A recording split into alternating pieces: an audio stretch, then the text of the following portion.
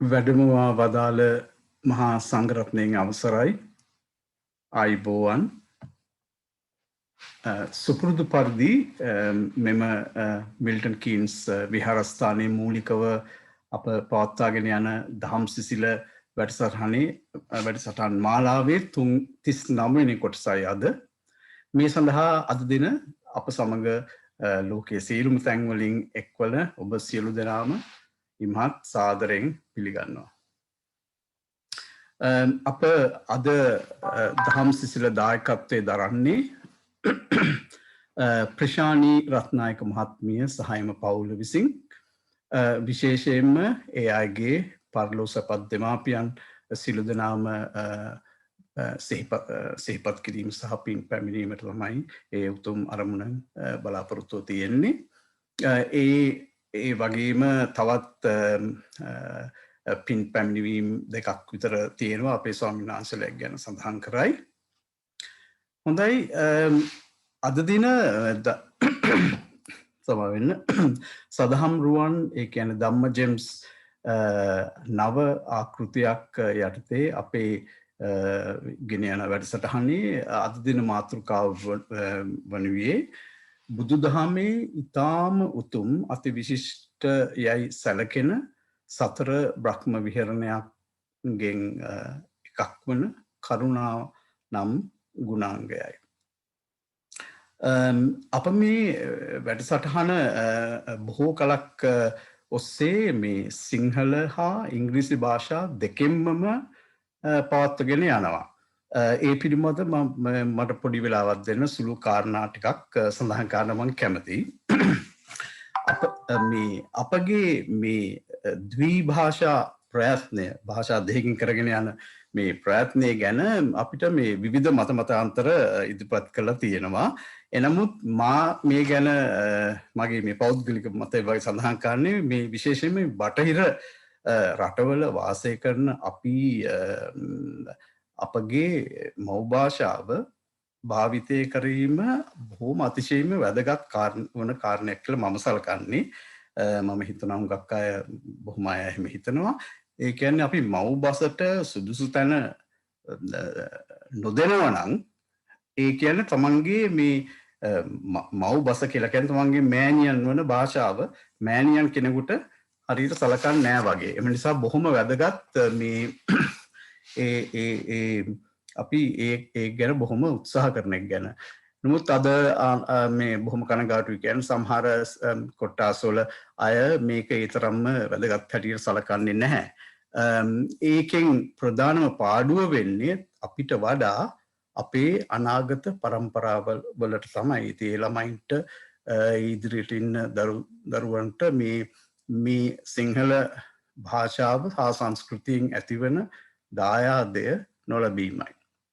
එම නිසා මේ සම්බන්ධයෙන් මම මේ බොහොම උනන්දුවල වැඩ කරන පවුල් කිහිපයක්ම දන්නවා. බොහොම අපි ඒ අයට බොහොම ඒ අම්ල දාත්ල බොහොම මහන්සියෙන් ඒ දරුවන්ට ඒ භාෂාව උගන්වනවා. අපි ඒක බොහෝම අගය කරලා බොහොම ප්‍රශංසාවට ලක් කරනවා. හැබැයි මේ ඔක්කොම සඳහන් කරලා අපි ප්‍රායෝගික වශයෙන් බැලුවාම අපි අද ජීවත් වෙන එංගලන්තේ ඔක්කොම දරුවෝ වැඩ කරන්නේ ඉංග්‍රීසි භාෂාවෙන්. එම නිසා ඒක කිසි ප්‍රශ්නයක් නැහැ. නමුත් අපි අපේ භාෂාව අමතක කරන්න හොඳ නැහැ. ඒකට සුදුසු තැන දෙන්න ඕන. ඒ වගේම මම මේ කවුරුත් දන්නවා මේ අලුත් ආකෘතිය යටතේ අපි බොහොම කැමති අපිට වඩා ඒ කියන්නේ මට වඩා තරුණ ඒ කියන්නේ ඕනෑම වයස කට්ටිය අපි වැඩිපුර මේ රටේ ඉපදෙච්ච දූ පුතුන් මේකට එකතු වෙනවා කියලා අපිට බොහොම ආරංචි. ඒක බොහොම සතුටු වෙනවා. අපි තවත් උනන්දු කරනවා ඒ අයටත් අපිට සම්බන්ධ වෙන්න කියලා. නමුත් අපි දන්නවා බොහොමයක් වශයෙන් ඉංග්‍රීසියෙන් තමයි මෙහි ඉතින් වැඩ කටයුතු ඔක්කොම කරන්නේ. එම නිසා ඒ අය වෙනුවෙන් මම බොහොම සුළුවෙන් වැඩි වෙලා කාල ගන්න බලාපොරොත්තු වෙන්න අපේ ස්වාමීන් වහන්සේලාගේ උතුම් ධර්ම දේශනාව ගැන මේ බලාපොරොත්තුෙන් ඉන්නේ කවුරුත් බොහොම වචනයක් දෙයක් කියන්න. So good afternoon to everyone, all the people who are joining us relatively recently, and I hope many young people are with us. Just a very brief reminder about our Dhamma Gems approach that we've adopted recently. So the concept of Dhamma Gems, and they are called Dhamma Gems, so that is, little individual gems. The concept here is that we concentrate and focus on a specific practical aspect of the Dhamma that we can immediately put into practice. So the idea is very immediate, of something of immediate concern. We for example, we have already done two very valuable concepts, two Dhamma gems. The first one was Katanyuta or Kritanyatave, gratitude, and the next one was Metta, loving kindness. Now, our Hamudru in his description recommended that we choose a suitable time of the day.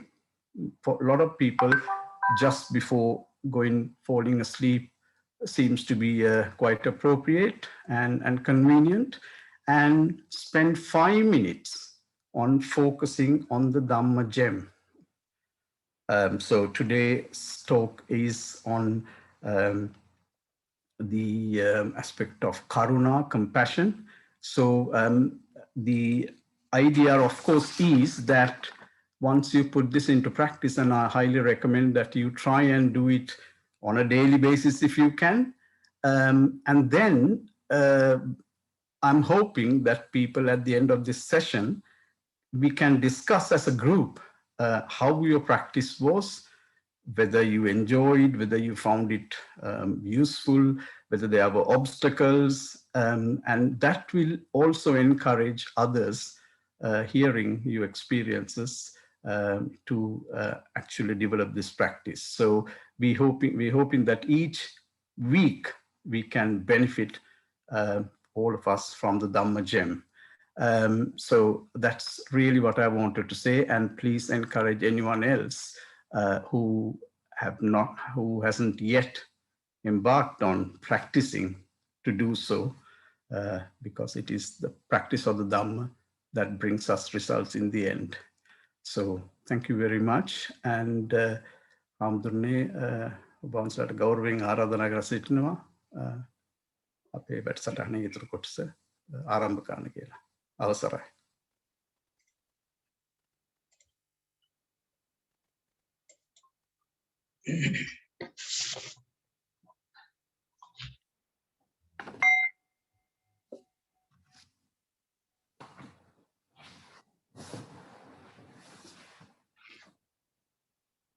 Good evening, everyone. Namo Buddhaya. Teruvan Saranai Silu Dinatama. Very warm welcome today to our regular Dhamma Dana program, Sunday evening, hosted by Milton Keynes Buddhist Vihara. As usual, we all have come to participate this special 2 hours of Dhamma practice to gain the blessings, merits, and also the necessary wisdom from the teachings of the Buddha. When we make ourselves available to practice, we also gain enormous benefit. Also, it becomes a meritorious deed that can be transferred into our loved ones. If one can sponsor these programs, they have this rare opportunity to gain merits, earn merits, and also share that for their important purposes or loved ones. Today, our Dhamma Dana program of this Sunday evening is sponsored very kindly by Mrs. Prishani, also Mr. Prasanta Ratnayaka, Ravindu Putanuan, Vikum Putanuan and family. They wanted to specially host this Dhamma Dana merit sharing program to transfer the merits to their beloved father, Mrs. Prasanti's beloved father, who passed away 2 years ago on a day like 8th of February. So to this year, tomorrow, it marks the 2nd year. Loving father, Mr. R.A. Munidasa, may he attain supreme bliss of Nibbana. Also, Mrs. Prasanti's beloved mother, Kanda Udage Sunanda, beloved mother, may she attain supreme bliss of Nibbana. So Mr. Prasanta, Mrs. Prashani, son Ravindu, son Vikum and family is sponsoring this program today to transfer the merits to their beloved mother, beloved father, and also grandparents, Mr. R.A. Munidasa. If you can do that full screen. And also That's what I saw. But you Kanda Udage Sunanda, beloved mother. You can do that when Hamdru was saying right at the end. Okay. Okay, thank you.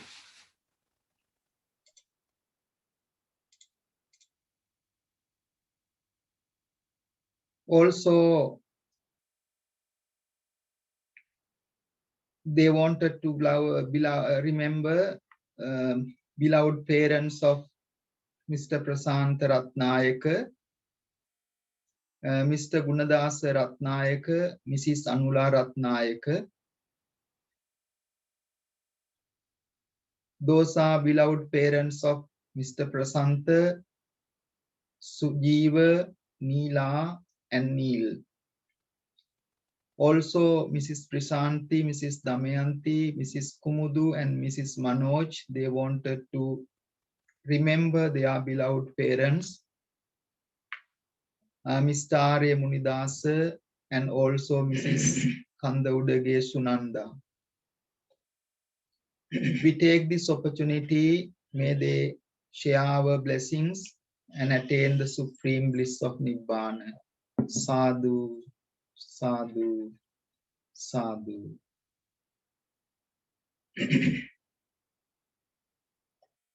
In addition to that special meritorious activity, we also like to share the merits with the beloved brother of our most venerable Singapore Sumanasiri Nayaka Thera, Reverend Dr. Sumanasiri Nayaka Thera of Singapore, Malaysia. He would like to share the merits with his brother. Today is the 1st year of the death anniversary.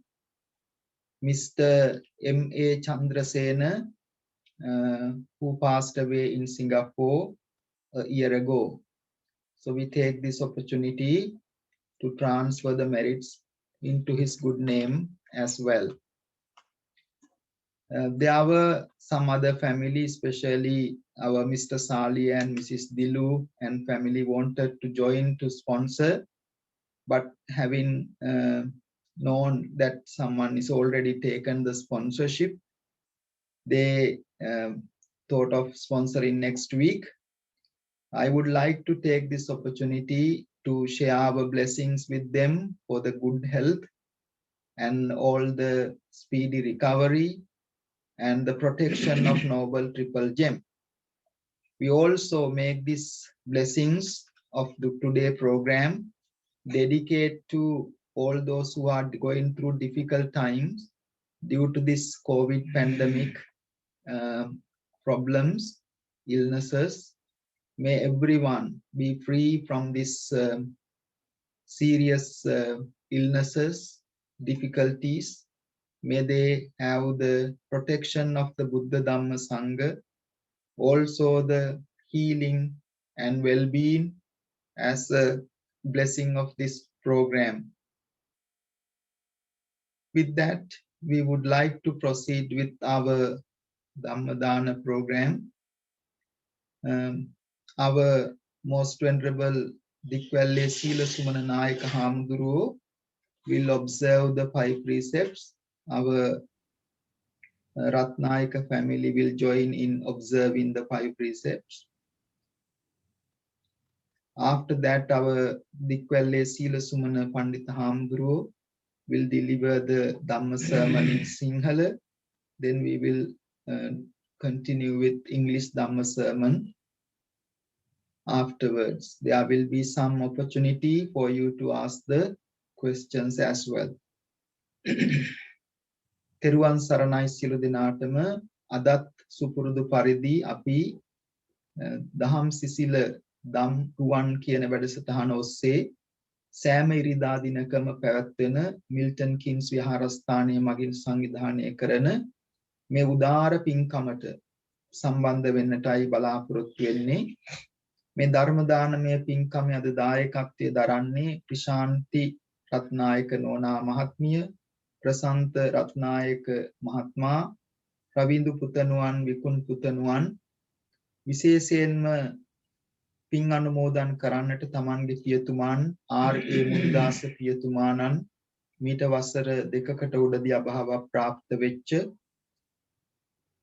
ප්‍රිෂානි නෝනගෙත්, Damayanthi නෝනගෙත්, කුමුදු නෝනගෙත්, මනෝජ් මහත්මයා ඇතුළු පවුලේ හැම දෙනාගේම දයාබර දෙමව්පියන් වන R.A.. මුනිදාස පියතුමාණන්, කන්ද උඩගේ සුනන්දා මෑණියන් ඇතුළු දෙමව්පියන්ට පින් දෙන්නටත්, ඒ වගේම ප්‍රසන්ත රත්නායක මහත්මයාගේ දයාබර දෙමව්පියන් වන, ඒ වගේම සුජීව නීලා කියන අයගේ දයාබර දෙමව්පියන් වන ගුණදාස රත්නායක මහත්මයාටත්, අනුලා රත්නායක මෑණියන්ටත් පින් අනුමෝදන් කරන්නටයි අද දවසේ මේ පින්කමේ දායකත්වය අරගෙන කටයුතු කරන්නේ. ඒ වගේම විශේෂයෙන් විහාරස්ථානයේ වැඩ සිටින සිංගප්පූරුවේ සුමන ශ්‍රීනායක හාමුදුරන් වහන්සේගේ අයියා වන එම්.ඒ. චන්ද්‍රසේන මහත්මයාට වසරක් සම්පූර්ණ වීම නිමිති කරගෙන මේ පින්කම තුලින් පින් අනුමෝදන් කරන්නට බලාපොරොත්තු වෙනවා. ඒ වගේම මේ දිනවල කොවිඩ් වසංගත උවදුර නිසා පීඩාවට, රෝග පීඩාවන්ට ලක් වෙලා සිටින සියලු දෙනාටම තුනුරුවන්ගේ ආශිර්වාදය ප්‍රාර්ථනා කිරීමත් මේ පින්කමේ අරමුණක් හැටියට අපි තබාගෙන තිබෙනවා. මේ වෙලාවේදී මා ඊටාම කරුණාවෙන් ආරාධනා කරනවා ප්‍රිෂානි නෝනා මහත්මිය ඇතුළු පවුලේ හැම දෙනාටම පන්සිල් සමාදන් වෙන්නට নমස්කාරය කියන්නේ.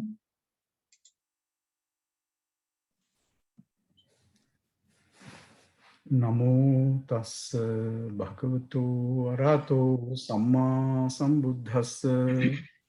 නමෝ තස්ස භගවතු අරහතෝ සම්මා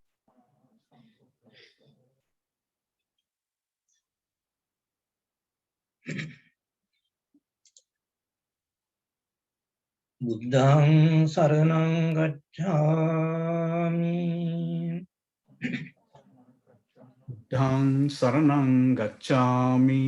ධම්මං සරණං ගච්ඡාමි. ධම්මං සරණං ගච්ඡාමි. සංඝං සරණං ගච්ඡාමි. සංඝං සරණං ගච්ඡාමි. ဒုတိယံ පි බුද්ධං සරණං ගච්ඡාමි. ဒုတိယံ පි බුද්ධං සරණං ගච්ඡාමි. ဒုတိယံ පි ධම්මං සරණං ගච්ඡාමි. ဒုတိယံ පි ධම්මං සරණං ගච්ඡාමි. ဒုတိယံ පි සංඝං සරණං ගච්ඡාමි. ဒုတိယံ පි සංඝං සරණං ගච්ඡාමි. တတိယံ පි බුද්ධං සරණං ගච්ඡාමි. တတိယံ පි බුද්ධං සරණං ගච්ඡාමි. တတိယံ පි ධම්මං සරණං ගච්ඡාමි. တတိယံ පි ධම්මං සරණං ගච්ඡාමි. တတိယံ පි සංඝං සරණං ගච්ඡාමි. Tatiampi sanghang saranang gacchami. පානාතිපාතා වේරමණී සික්ඛාපදං සමාදියාමි Panatipata Veramani Sikkhapadang Samadhiyami. අදින්නාදානා වේරමණී සික්ඛාපදං සමාදියාමි Adinnadana Veramani Sikkhapadang Samadhiyami. කාමේසු මිච්ඡාචාරා වේරමණී සික්ඛාපදං සමාදියාමි Kamesu Michachara Veramani Sikkhapadang Samadhiyami. මුසාවාදා වේරමණී සික්ඛාපදං සමාදියාමි Zavada Veramani Sikkhapadang Samadhiyami. සුරාමේරය මජ්ජපමා දට්ඨානා වේරමණී සික්ඛාපදං සමාදියාමි Suramere Majjapamadatthana Veramani Sikkhapadang Samadhiyami. Sadhu, sadhu, sadhu.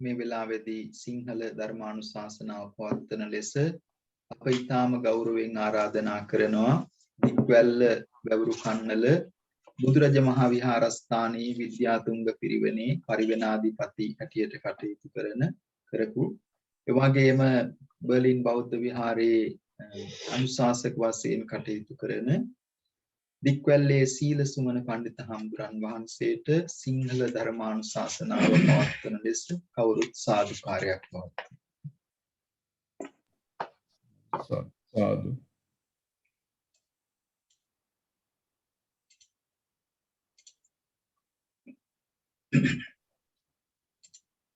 නමෝ තස්ස භගවතු අරහතෝ සම්මා සම්බුද්දස්ස බුද්ධෝහං බෝධිසාමි මුත්තෝහං මොටේ පරේ තින්නෝහං තාරයිසාමි සංසාරෝගා මහභයාති ගෞරවනීය හාමුදුරන් වහන්සේ පින්තුනි අද ඒ දහම් සිසිල ඒ ධර්ම වැඩසටහනේ මාතෘකාව බවට පත් වෙන්නේ ඒ කරුණාව කියන උතුම් ගුණාංගය සතර බ්‍රහ්ම විහරණයෙන් ඒ දෙවෙනි ගුණාංගය තමයි කරුණාව කියලා කියන්නේ කරුණාව කියන එකෙන් අදහස් කරන්නේ වෙනත් කෙනෙකුගේ දුකේදී හදවත කම්පා වීම තමයි කරුණාව ඇටියට දක්වලා තියෙන්නේ ඒක ත්‍රිපිටකයේ සඳහන් වෙන්නේ පරදුක්කේ හදයන් කම්පතිති කරුණා කියලා අනුන්ගේ දුකේදී හදවත කම්පා වීම තමයි කරුණාව කියලා කියන්නේ මෙන්න මේ කරුණාව ලෝකේ බොහෝ දෙනා තුළ තියෙන ගුණාංගයක් බොහෝ දෙනා දුකටපත් වුණාට පස්සේ ඒ අය කෙරෙහි කම්පාවක් ඇති වෙනවා බොහෝ දෙනා තුළ ඒ වගේ මේ දුකටපත් වුණාට පස්සේ ඒ කම්පාව නිසා ඒ දකින පුජ්‍යලයන් තුළ ඇති වෙන කම්පාව නිසා කඳුළු අගුරවනවා ඒ වගේම ඒ දුකටපත් වෙච්ච අය නගා සිටවන්නට නොඑක ආකාරයෙන් පිහිට වෙන උදව් උපකාර කරනවා. ඒ නියම කරුණාවන්තයන් ගැන අපි සඳහන් කළොත් ඒ පිහිට වෙච්ච පුජ්‍යලයන්ට අපි පෙරලා උදව් උපකාර බලාපොරොත්තු වෙන්න හොඳ නැහැ. අපි කෙනෙකුට කරුණාව දැක්විය යුත්තේ අනිත් අයගෙන් ඒ ප්‍රතිඋපකාරයක් බලාපොරොත්තු වෙන්නේ නොවේ. ඒ ප්‍රතිඋපකාරයක් නැතුව දක්වන කරුණාව තමයි උතුම් කරුණාවක් බවට පත් වෙන්නේ. ඒතකොට මේ විදිහේ උපකාරයක් නැත්නම් මේ විදිහේ කරුණාවක් දැක්වීම අපේ ජීවිතයේ ඇතැම් ගැටලුවට කිසියම් උපකාරී වීමක් වෙනවා.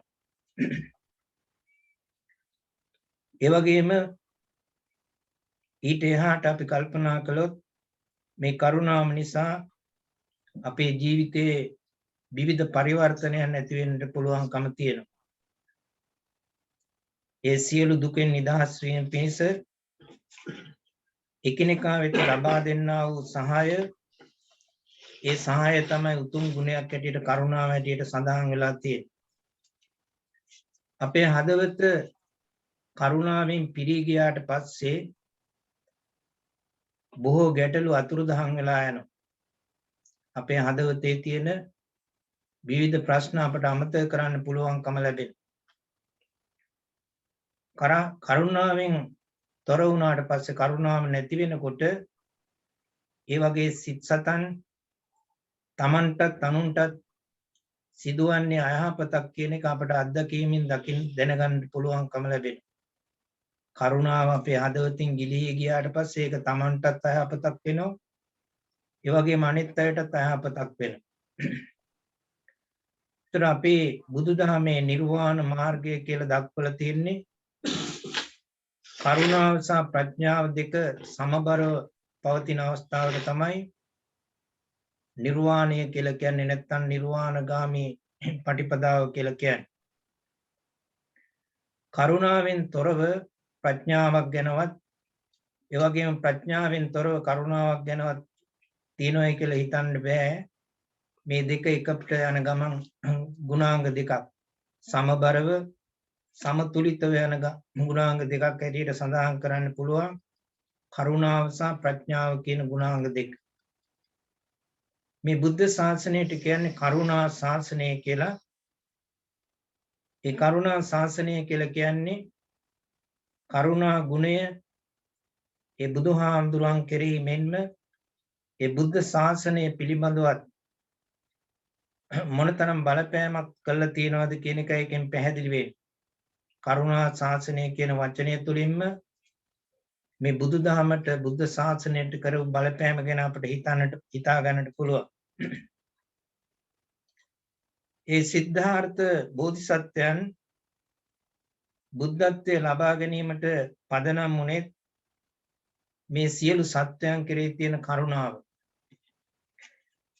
ඒ වගේ මේ කරුණාව සහ ප්‍රඥාව පියාපත් දෙයකට සමාන කරලා තියෙනවා. කුරුල්ලෙකුට එක පියාපතක් තිබිලා පියාඹන්න බැරුව වගේ මේ එක ගුණාංගයක් විතරක් පුජ්‍යලයකට තිබුණොත් ඒ පුජ්‍යලයා අසම්පූර්ණ පුජ්‍යලයක් බවට පත් වෙනවා. ඒ නිසා මේ ගුණාංග දෙකම සමබරව තියෙන්නට ඕන. එකක් හරි අඩු වෙලා තියෙනවා නම් නිවනට පියාඹන්නට බැරි වෙනවා. ඒ පුජ්‍යලයා පක්ෂියෙක් නම් කුරුල්ලෙක් නම් ඒ කුරුල්ලාට තිබිය යුතු ගුණාංග දෙක තමයි මේ කරුණාව සහ ප්‍රඥාව කියලා කියන්නේ. ඒතර නිර්වාණයට පියාඹන්නට නම් මේ ගුණාංග දෙකම එක වගේම තියෙන්නට ඕන. ඒ වගේම අපේ ධර්මයේ සඳහන් කරලා තියෙනවා ඉන්ද්‍රිය බල පහක් ගැන: ශ්‍රද්ධා, විරිය, සති, සමාධි, ප්‍රඥා කියලා. මෙන්න මේ ඉන්ද්‍රිය බල ධර්ම ක්‍රියාත්මක වන්නේ මෙන්න මේ පියාපත් මුල් කරගෙන. ඒතර ඉන්ද්‍රිය කියලා කියන්නේ මේ ජීවිතය සම්බන්ධව පවතින දෙයට තමයි ඉන්ද්‍රිය ධර්ම කියලා කියන්නේ. ඒ ඉන්ද්‍රිය ධර්ම පිළිබඳව සංයුක්ත නිකායේ සඳහන් වෙලා තියෙනවා. විභංග කියන සූත්‍ර දේශනාව තුලත් කියවෙනවා ඉන්ද්‍රිය ධර්ම පිළිබඳව. සද්ධානුසාරී පුජ්‍යලයාට ඒ වගේම ධම්මානුසාරී පුජ්‍යලයාට මේ ඉන්ද්‍රිය ධර්ම ඊටාම් මෘදු ලෙස පිහිටනවා කියලා අපේ ධර්මයේ සඳහන් කරලා තියෙනවා. ප්‍රඥාවන්ත භාවය කියන එක නැති වුණොත් කරුණාව, දයාව, මෛත්‍රිය කියන ගුණාංග පුජ්‍යලයා තුළ අවුල් සාගත වෙන්නට පුළුවන්. ඒ නිසා යම් කිසි දෙයක් තේරුම් ගන්නට නම් අපට ප්‍රඥාව කියන එක තියෙන්නට ඕන. අපි යම් දෙයක් තේරුම් ගන්නේ ප්‍රඥාව තුළින්. ඒක සාමාන්‍ය පරිදි අප ළඟ තියෙන දෙයක් තමයි මේ ප්‍රඥාව කියලා කියන්නේ. නමුත් බුදු කෙනෙකුට මේ ප්‍රඥාව කියන එක ගැඹුරින් අවබෝධ කර ගැනීමට හැකියාවක් තියෙනවා. ඒ නිසා ඒ බුදුවරුන්ගේ ප්‍රඥාව අපේ බුදුහාමුදුරන්ගේ ප්‍රඥාව මහා ප්‍රඥාවක් හැටියට සඳහන් කරලා තියෙනවා. උන්වහන්සේලාගේ කරුණාව මහා කරුණාවක් වගේම උන්වහන්සේලාගේ ප්‍රඥාව කියන එකත් මහා ප්‍රඥාවක් හැටියටයි සඳහන් වෙලා තියෙන්නේ. ඒ නිසා අපි මේ කරුණු පිළිබඳව නුවණින් විමසලා අවබෝධ කරගන්නට ඕන. ශ්‍රද්ධාවෙන් තොරව ප්‍රඥාවන්තයා කපටි අති පඬිතෙකු හැටියටත් ඒ වගේම ප්‍රඥාවෙන් තොර ශ්‍රද්ධාවන්තයා අන්ධ භක්තියෙන් යුක්ත අඥානවන්තයෙකු හැටියට සඳහන් වෙලා තියෙනවා. ඒ නිසා මේ ශ්‍රද්ධාව ප්‍රඥාව කියන ගුණාංග දෙකම සමබරව සමතුලිතව පිහිටන්නට ඕන. එතකොට තමයි පරිපූර්ණ ජීවිතයක් බවට පත් වෙන්නේ. මේ ලෝකේ ජීවත් වෙන බොහෝ දෙනා විවිධ දුක් කරදර පීඩා හදිසි විපත් ආදීන් කායිකවත් මානසිකවත් පීඩා විඳිනවා.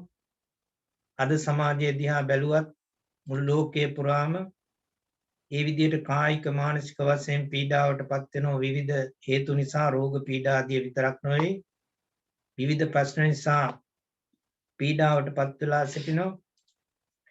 මෙන්න මේ ආකාරයෙන් අසරණ භාවයට පත් වෙච්ච අය දෙස අපි අනුකම්පාවෙන් බලනකොට අප තුළ ඇති වෙන්නේ කරුණාවක්. අන්නේ කරුණාව දියුණු කිරීමෙන් කරුණා චේතෝ විමුක්තිය කියන එක ඇති කරගන්න පුළුවන් කියලා අපේ ධර්මයේ සඳහන් කරලා තියෙනවා.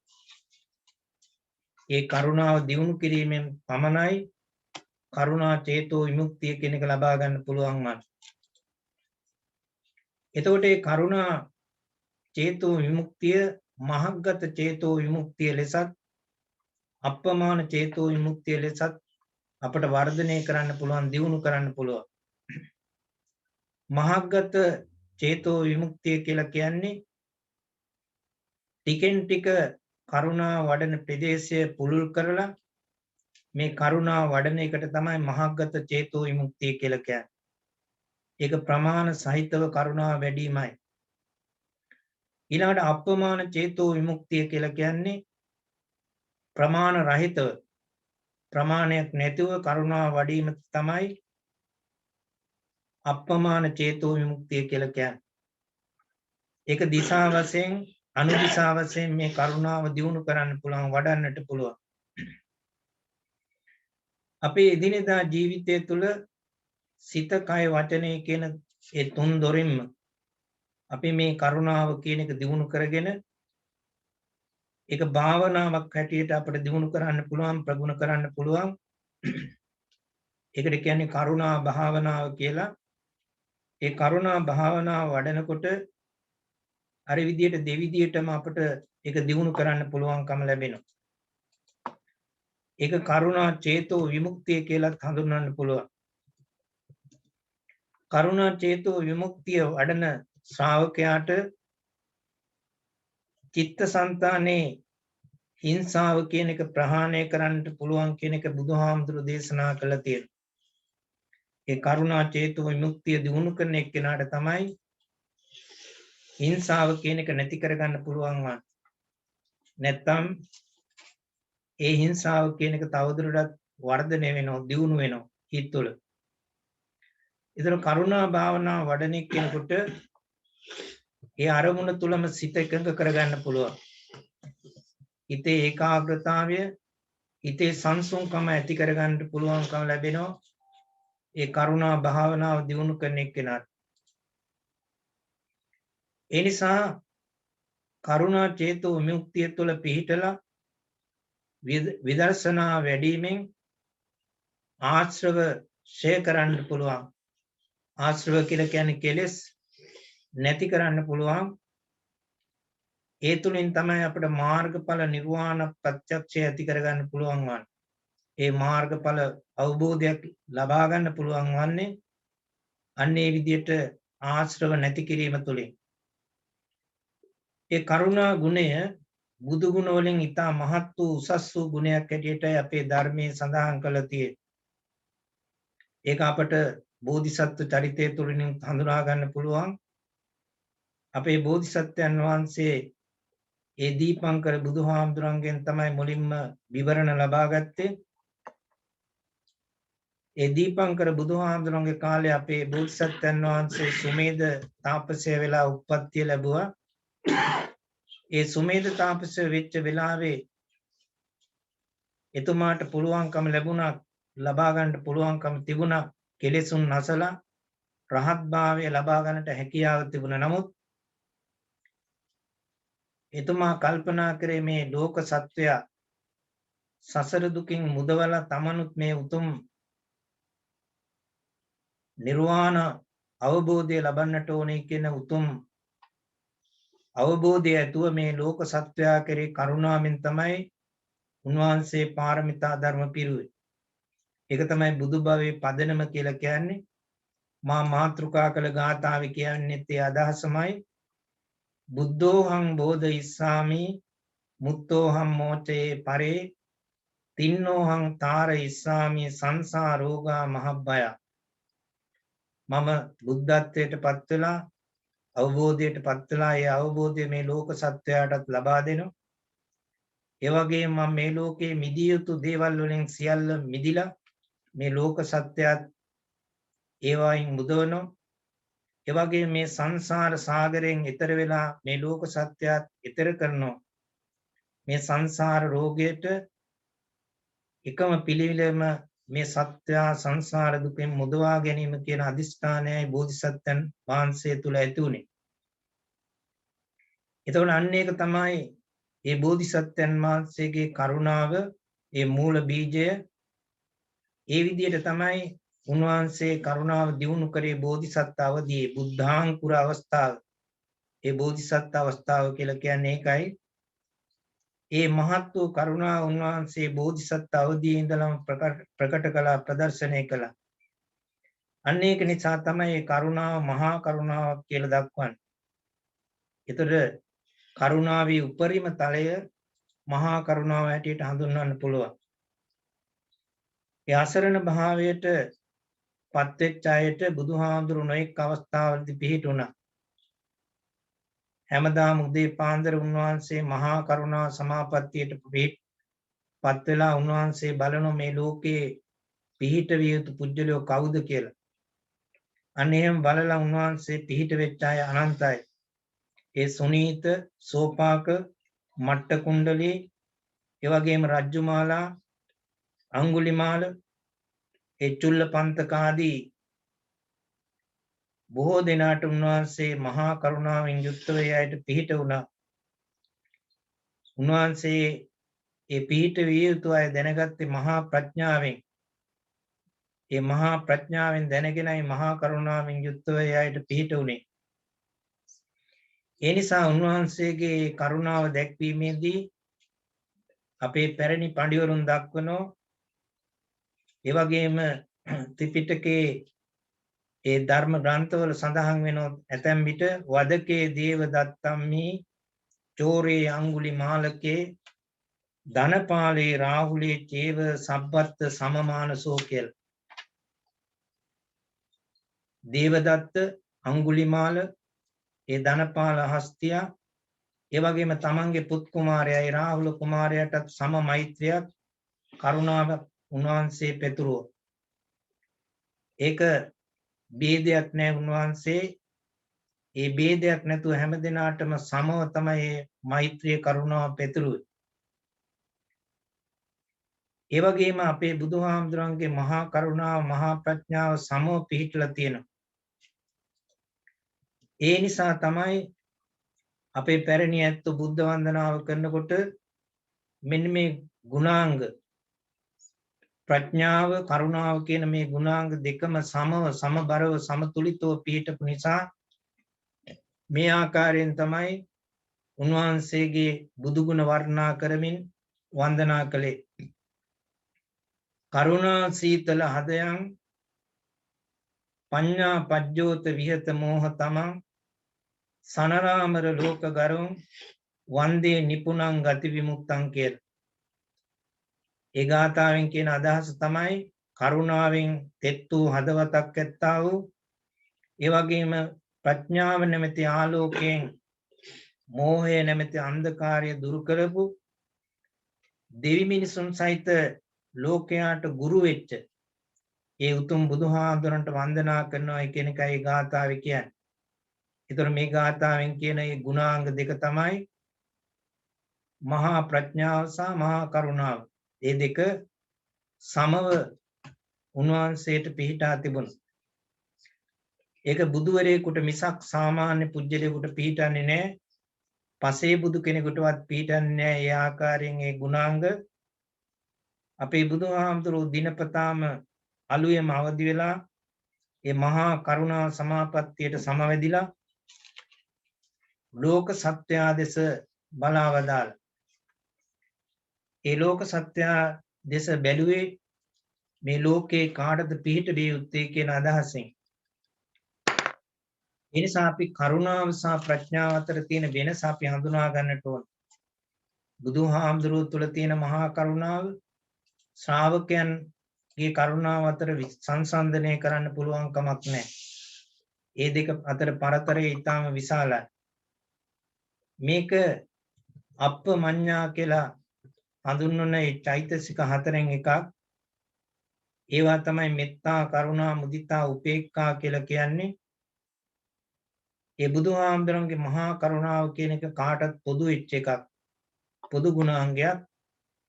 සකල සත්වයාටම සංසාරයෙන් මුදවා ගන්නට පෙළඹවීම තමයි ඒකේ ස්වභාවය.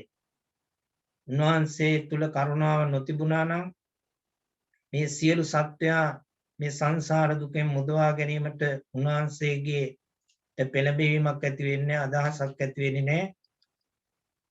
ඒ නිසා බුදුහාමුදුරුවෝ බුදු ඇසින් පරීක්ෂා කරලා බලලා තමන්ගේ කරුණාව අවශ්‍ය වූ තැනැත්තා වෙත පාගමනින් නැත්තම් ඉරිදියෙන් වැඩම කළා ඔවුන්ගේ මෙලොව පරලොව යහපත සලසා දුන්නු බවට අපේ ත්‍රිපිටකයේ නොඑක් තැන්වල සඳහන් වෙලා තියෙනවා.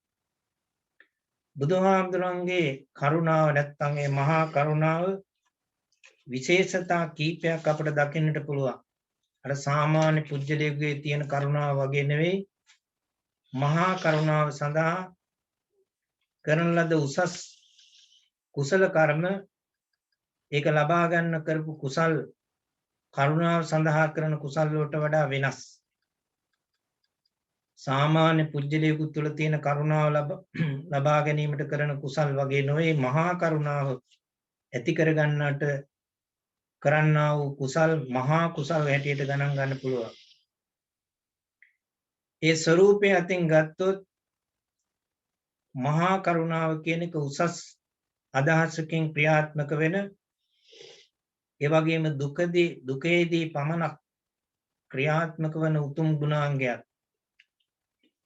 අරමුණ වශයෙන් ගත්තත් මහා කරුණාව කියලා කියන්නේ කාම රූප අරූප කියන මේ තුන් භවයන්හි ක්‍රියාත්මක වෙනවා.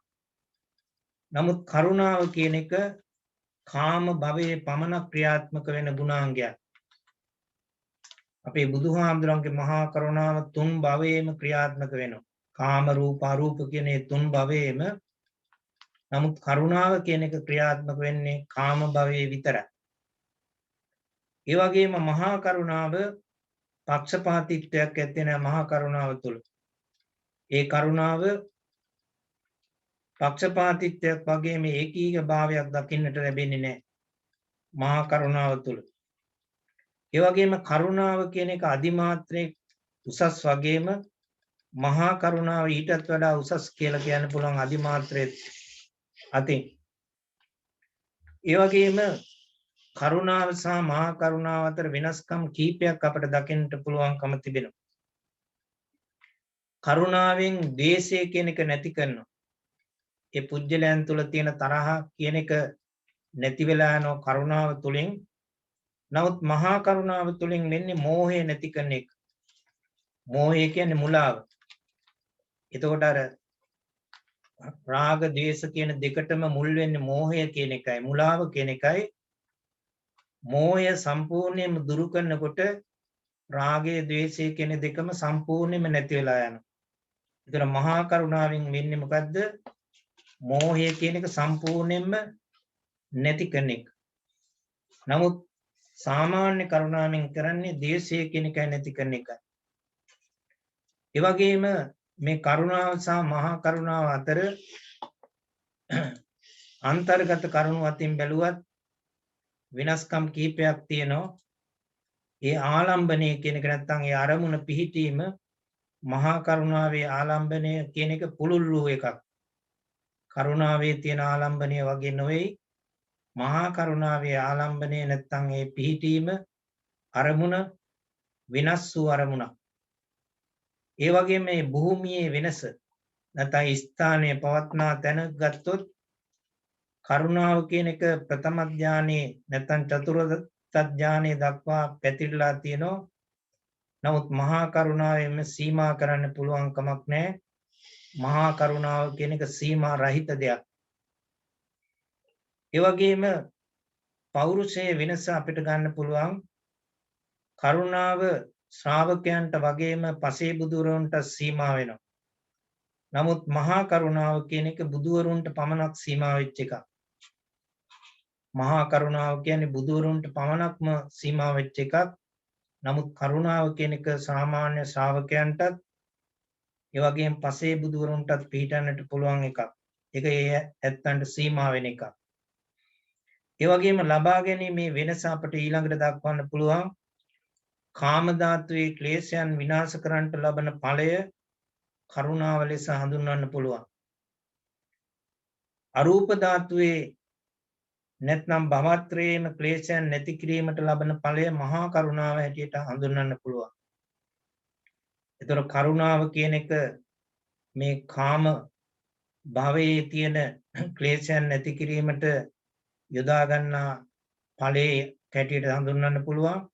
මහා කරුණාව කියන එක මේ භවත්‍රයේම ක්ලේශයන් නැති කිරීමට යොදා ගන්නා වූ උතුම්ම ගුණාංගයක් හැටියට හඳුන්වන්න පුළුවන්. ඊළඟට අපිට දක්වන්න පුළුවන් විමුක්ති ප්‍රමාණයේ වෙනස. කරුණාවෙන් විමුක්තිය ප්‍රාර්ථනා කරනවා. ඒ වගේම මහා කරුණාව කියන එකෙන් විමුක්තිය සාධනය කරනවා. කරුණාවෙන් කරන්නේ විමුක්තිය ප්‍රාර්ථනා කරන එක. නමුත් මහා කරුණාවෙන් කරන්නේ විමුක්තිය සාධනය කරනවා. සාධනය කරනවා කියන්නේ එකෙන් විමුක්තිය ලබා ගන්නට පුළුවන්කම ලැබෙනවා මහා කරුණාව තුළින්. ඒ වගේම තවත් වෙනසක් කියන්න පුළුවන් සංවේදනා ප්‍රමාණය ගැන සඳහන් කරන්න පුළුවන් මේ කරුණාව සහ මහා කරුණාව අතර. කරුණාවෙන් හටගන්න හැඟීම් කාම ධාතු වලට පමණක් සීමා වෙනවා.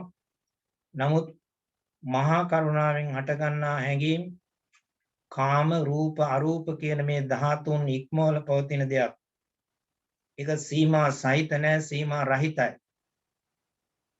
සවිඥානික අවිඥානික කියන ඒ කියන්නේ පණ ඇති පණ නැති කියලා කිසිම වෙනසක් නැතුව සකල විද විශ්වය පුරාම පතුරවා හරිනු ලබන ගුණාංගයක් තමයි මහා කරුණාව කියලා කියන්නේ. ඒ නිසා ඒ උතුම් ගුණාංගය නැත්නම් ඒ උතුම් ගුණය බුදුරුන්ට පමණක් සීමා වෙච්ච ශ්‍රේෂ්ඨ ගුණාංගයක් හැටියට අපිට සිහිපත් කරන්න පුළුවන්. මෙන්න මේ ආකාරයෙන් කරුණාව සහ මහා කරුණාව අතර සෑහෙන වෙනසක් අපිට දකින්නට පුළුවන්. මේ කියන ලද ඒ කරුණාව යුතුව අපි විමුක්තිය ප්‍රාර්ථනා කිරීමටත් අවසානයේදී විමුක්තිය සාධනය කර ගැනීමටත් අදිෂ්ඨාන කරගන්නා හැටියට සිහිපත් කරනවා. හැම දිනාටම තෙරුවන් සරණයි.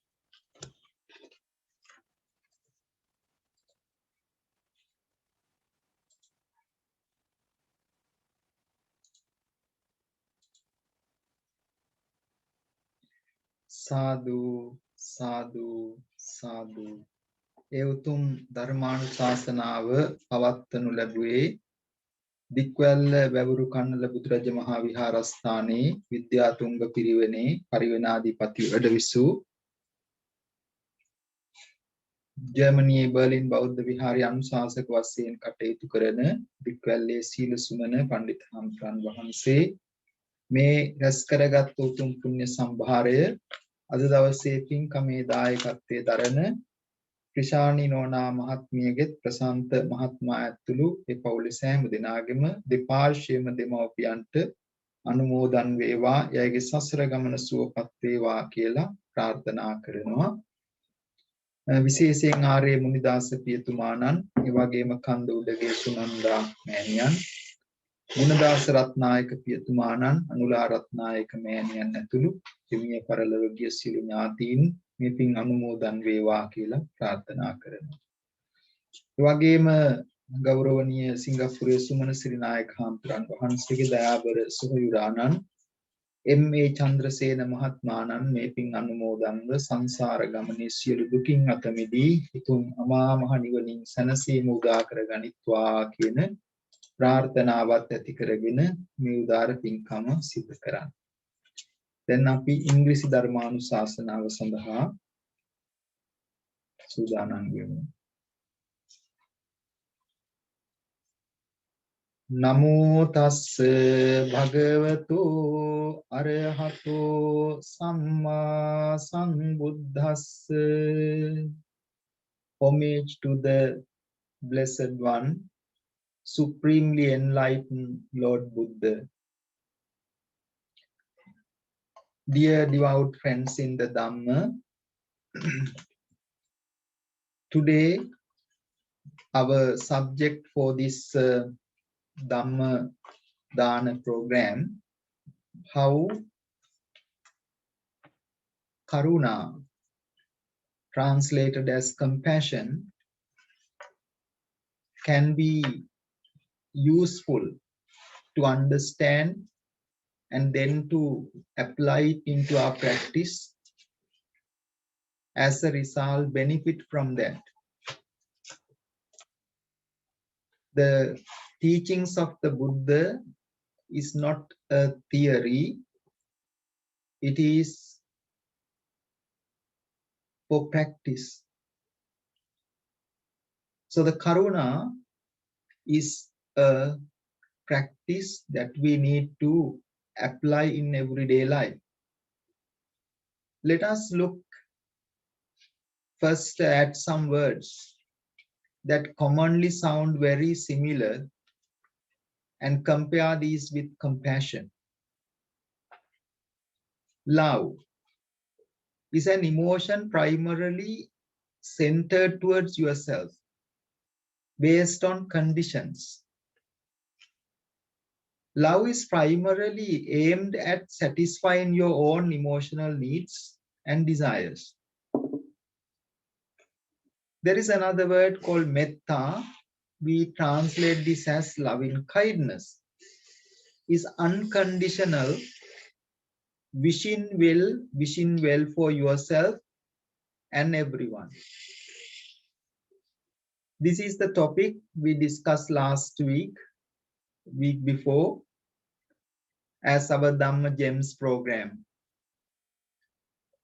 Loving kindness is a feeling that you radiate both towards inwards to yourself and outwards towards others. A genuine wish for welfare and happiness of beings.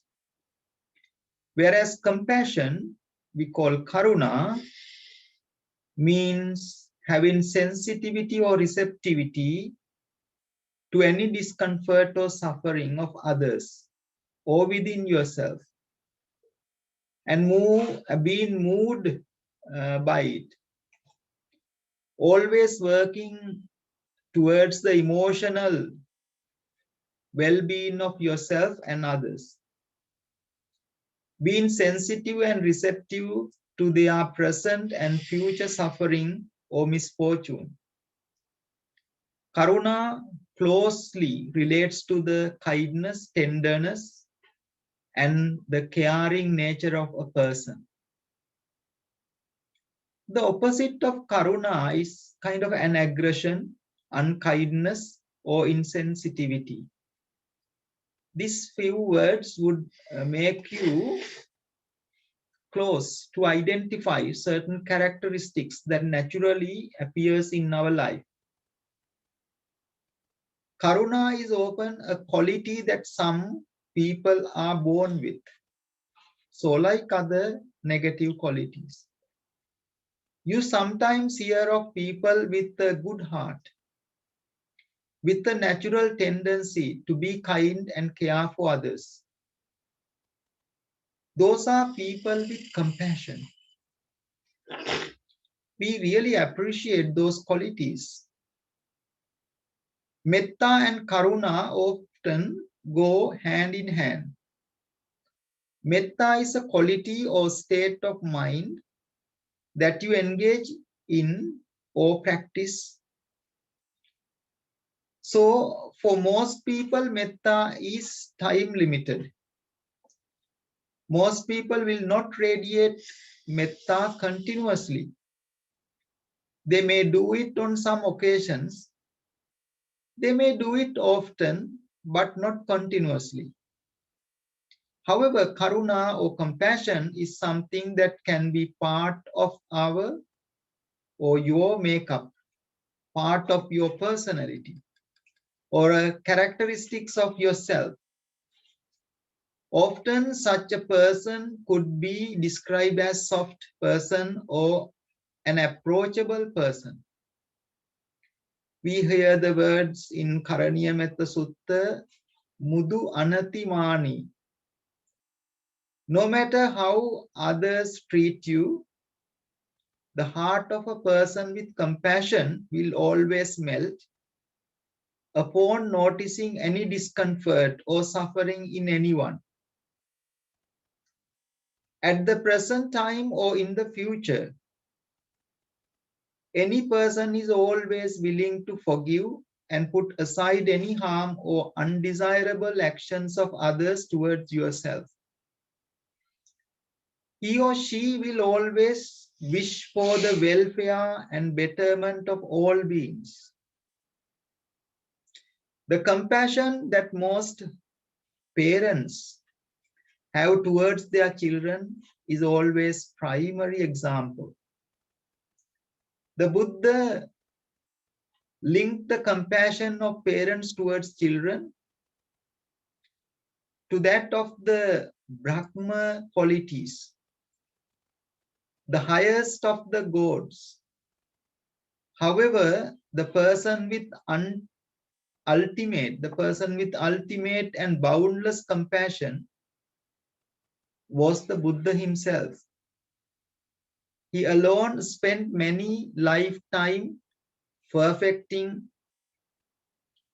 paramitas, practicing perfections.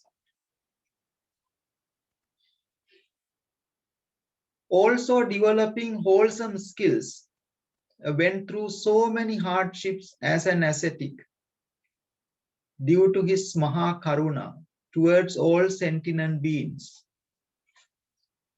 Therefore, he was called and described as Maha Karuniko Nato. In his limitless and boundless compassion towards all sentient beings, the compassion towards his own son, Rahula, was no different to that felt towards his arch enemy, Devadatta. So therefore, this is a brief outline about what is compassion that we can practically apply for today. Let us make it a little bit of an activity type of practice as we are now concentrating in this Dhammadana program, the Daham Sisila program, to make it more applicable into our everyday life and how we can practice it.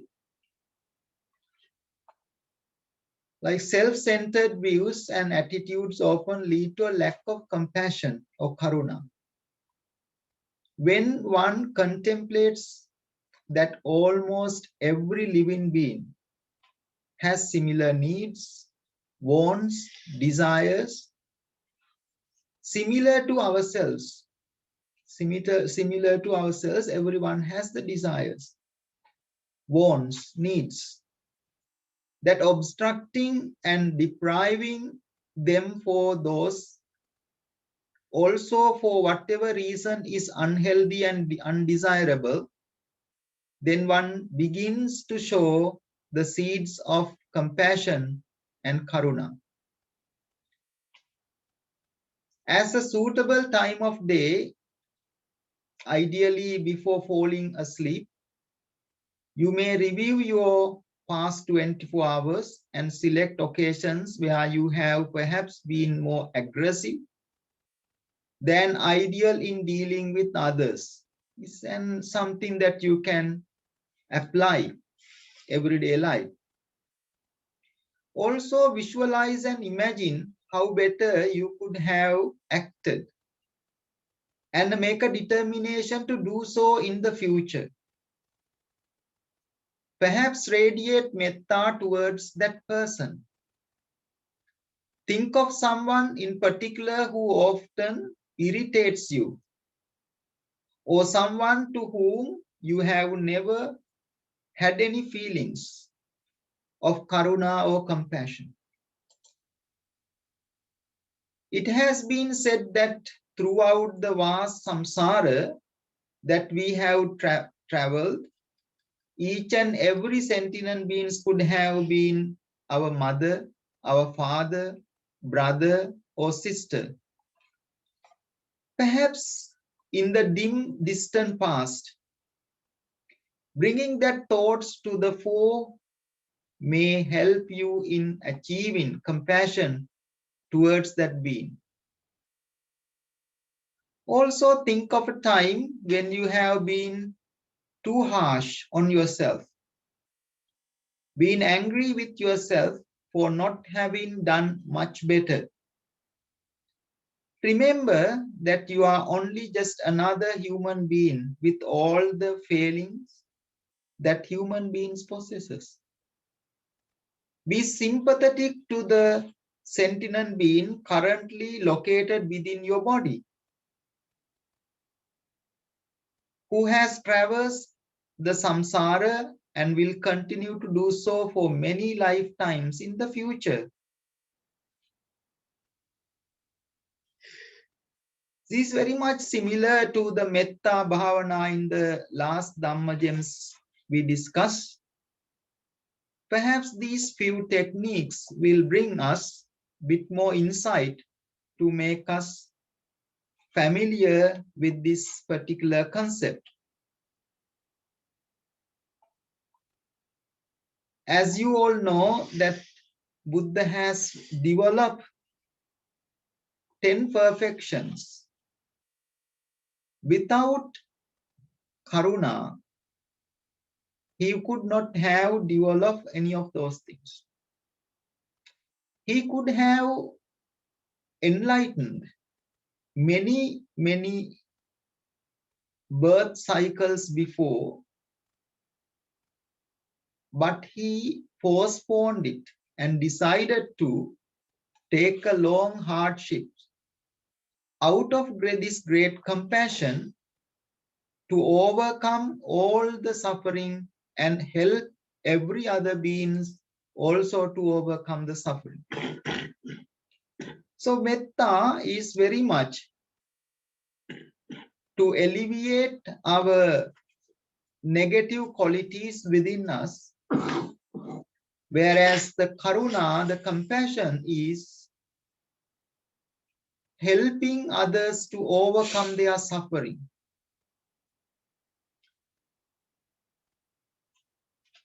If there is no practice of karuna, one can't even practice of generosity, dana. That lack of practice of dana or generosity they would not overcome their self-centeredness or some sort of low quality human natures like greed, anger, desire, attachment. As a result, they would not find the ways and means to liberate themselves from this long birth and death cycle. So therefore, what we are discussing today is a very important practice called compassion, practice of Karuna. That is one of the 4 sublime qualities.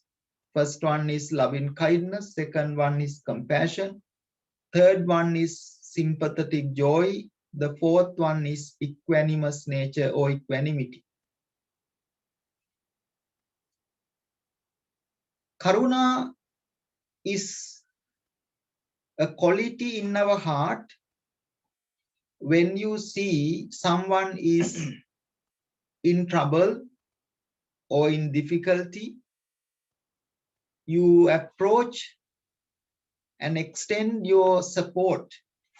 That is the nature of Karuna. The teaching says, Paradukke sati sadhunang hadaya kampanang karoti iti karuna.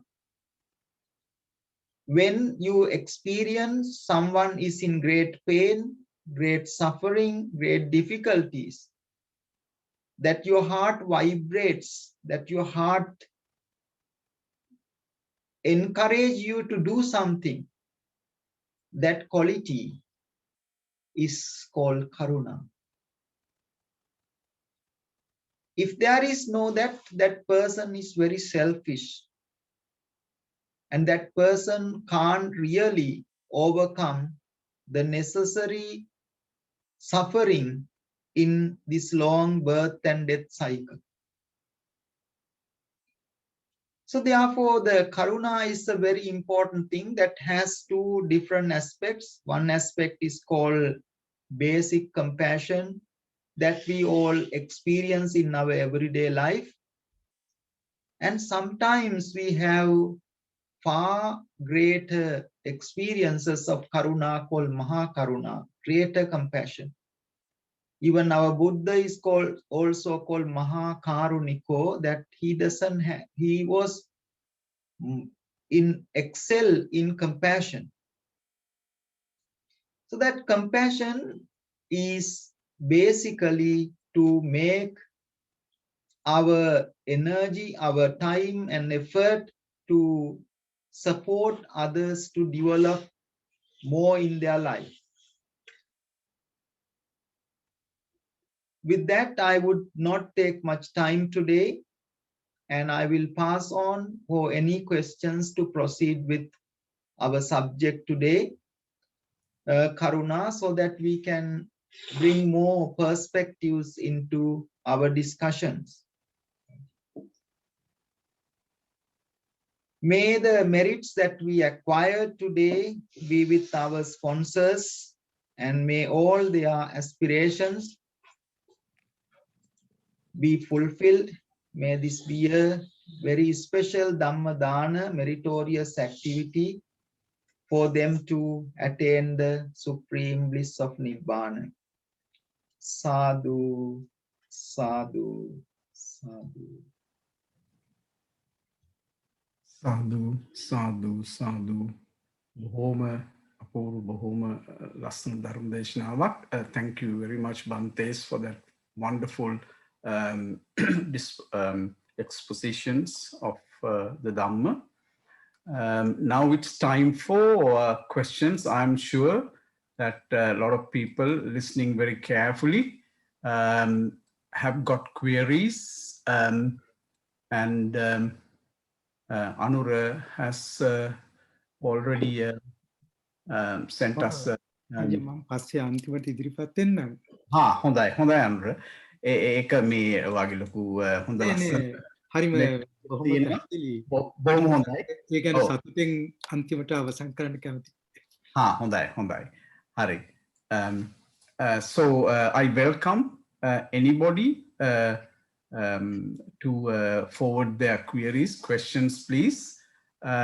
You can do so either via chat or by simply unmuting yourself. අපේ හාමුදුරනේ මේ ප්‍රශ්නයක් එනකං මම පොඩි ප්‍රශ්නයක් මතුවලා තියෙනවා මම ඒක මම ඉදිරිපත් කරන්නම් අපි I really welcome everyone else to forward their questions. May I say we are now you are very welcome to forward the questions on Karuna, which is today's topic. But referring to what I said right at the beginning, I'm sure some of you have been actually practicing the earlier qualities of gratitude and loving kindness. And if you have been doing those daily practices, it will be wonderful to hear about your experience, the result of you doing those, how you felt afterwards, any difficulties. So as I mentioned before, it will be wonderful to start up a discussion to encourage everyone else to do this on a daily basis. So while everyone is preparing those questions, I will forward my question. Hamdurne me ape Silasumna Hamduranga Dharmadeshnawe me ara Hamduru me prakasha kara ara මහා කරුණාව කාම කාම ලෝක රූප ලෝක අරූප ලෝක කියලා මම මේ වර්ධියට ඒක ඉදිරිපත් දන්නේ එතකොට ස්වාමීන් වහන්සේ මේ ඇත්තට අර 31 තලේ උනත් ඒක ඒ ආකාරයට ලෝකවල් තුනකට කාම ලෝක රූප ලෝක අරූප ලෝක හැටියට සඳහන් කරලා තියෙනවා. ඒ කියන්නේ බුදුරජාණන් වහන්සේගේ මහා කරුණාව ඒ මුළු තල 31ටම මේ බලපත් අදාළයි කියන ඒකද වහන්සේ අදහස් කරේ. කාම ලෝක රූප ලෝක අරූප ලෝක කියන ඒ ත්‍රිවිධ භවයන් කියලානේ තියෙන්නේ. කාම භව රූප භව අරූප භව කියලා. ඒ කියන්නේ බුදුහාමුදුරන්ගේ මහා කරුණාව 31 තලයේම පැතිරලා යනවා. අරක සීමා වෙන්නේ නැහැ. සීමා රහිත කියන්නේ ඒකනේ. සීමාවක් නැති. නමුත් අර කරුණාව කියන එක කාම භවයේ පමණයි කියන එක තමයි දක්වන්නේ. බුදුහාමුදුරන්ගේ මහා කරුණාව එක සීමා කරන්න බෑ ඒක. අනන්ත ලෝක ධාතු කරා පැතිරුණයි කියලා තියෙනවනේ බුදුහාමුදුරන්ගේ අර සූත්‍ර දේශනා මංගල ධර්ම දේශනාවේ තියෙනවනේ ධම්මචක්කප්පවත්තන සූත්‍රය. එහෙම හම්බුනේ. බොහොම එතෙන් සිද්ධනවා ඒ පැහැදිලි කිරීමට. So as we have said in our WhatsApp message, please don't think that any little thing that you may not be certain of, please don't think it's, this is something that other people will not like. It's too trivial, too simple. I don't want to ask these simple questions. Please don't feel that absolutely any question is a very wonderful contribution to our discussion. So I encourage everybody to, whether young or old, to ask and forward questions. It's a bit like when you're a school teacher. If the children don't respond, then you don't think you had a successful lesson. දහම්දුරනේ මේ සමාවෙන්න ඕන ප්‍රශ්නයක් තියෙනවා. Mahesh, අනේ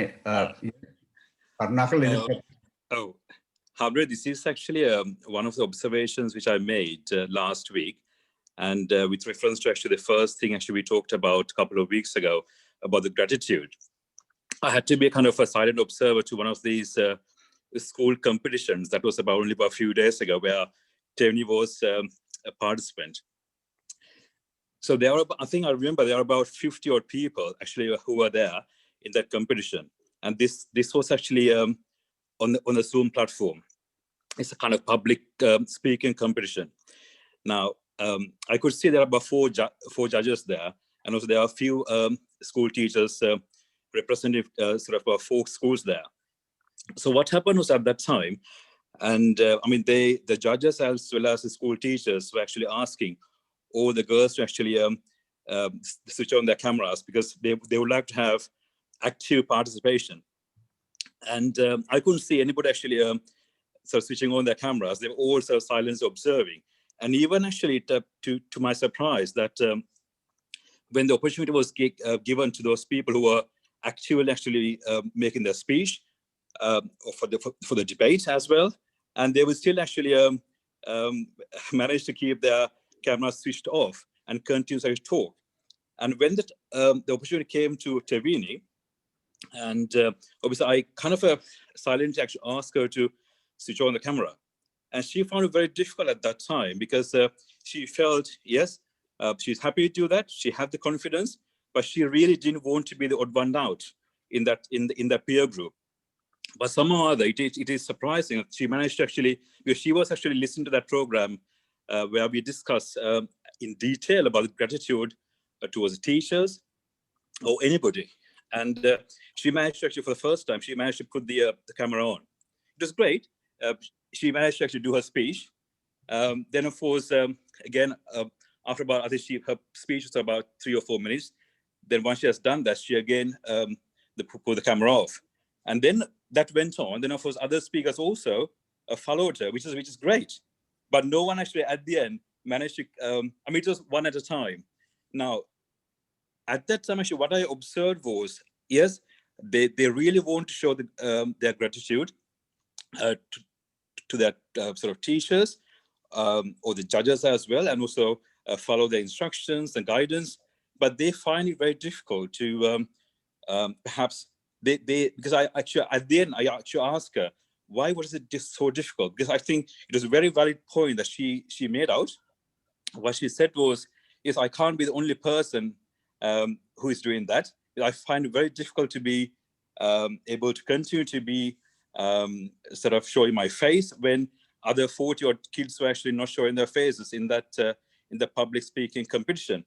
So again, yes, I think she wants to do it, but she finds it very difficult to actually have that, not necessarily kind of battle, I would say, to have the confidence maintained all the way through in that particular peer group. It's kind of being odd one out, perhaps, in that group. So I think this is a kind of practical observation, obviously, I made last week. And obviously, all of us, obviously, we have gone through so many hardships past in the past. We have got that the resilience within ourselves. But with these kids, of course, when they're being brought up in a slightly different, perhaps, culture, where the gratitude is something that maybe, I don't know, there are lots of people who show their gratitude, but perhaps in different way. So I'm trying to actually convince her, yes, I think you have done a very good job.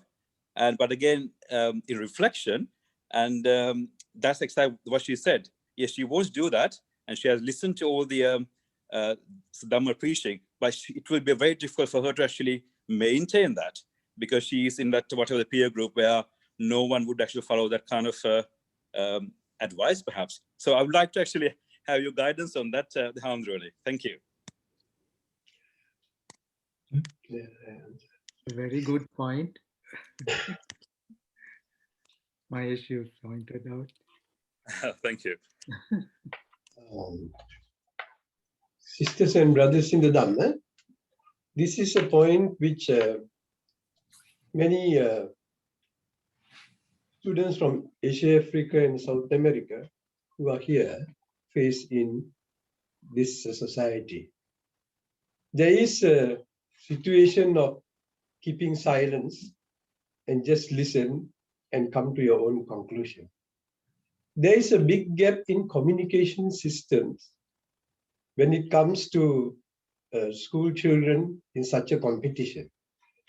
When you go to a public forum, it is the opposite, it is different. But it is good to break the ice and come up to give a kind of a shock therapy for others also to follow. Not simply because you want to say out something, but with the idea that it benefits the participants equally. If you treat from a compassionate point of view and from a point of loving kindness, both aspects which we have dealt the last week and this week, these are all good aspects to show how you yourself and others shouldn't be that different, that they need to share for their care. And when you share, then you can open up with others to speak. One of the great virtues of the Buddha, very seldomly quoted, is called Ubba Bahasi, which means the Buddha, when he meets someone, if the person is not speaking, then he will speak. And he'll make it, the other person respond. And they go on a dialogue basis. Dialogue is important. A monologue is the culture of the people who just want to keep themselves. British society, for outspoken people from outside the European continent, they consider this as a community that doesn't want to communicate. Less communication, privacy. I think even in the question of the medical field, when the communication gap remains, a lot of speculation and a lot of ideologies and contestations come just because they don't want to talk to each other and come out in the very beginning to find a solution in a problem. That is what I have observed in my 30 years now here in the United Kingdom. So I can understand when adults are so, how even young adults face that in a school. Interestingly, children still don't have that. They will tell little kids and children, they will just speak out because they have no prejudice. It's a kind of a social convention, like to be quiet, and I just don't want to be the first person to open up. You know, this is what I've observed. Thank you, Hamdurine, for that detailed explanation.